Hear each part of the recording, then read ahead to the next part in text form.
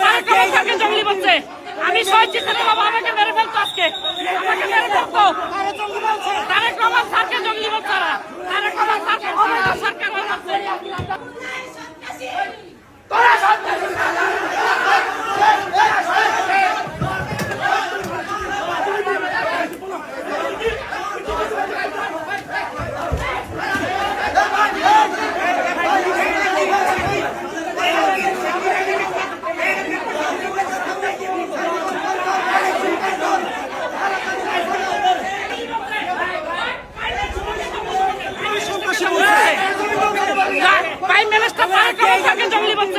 আমি শহীদ জিতের বাবা আমাকে মেরে ফেলতো আজকে, আমাকে মেরে ফেলতো।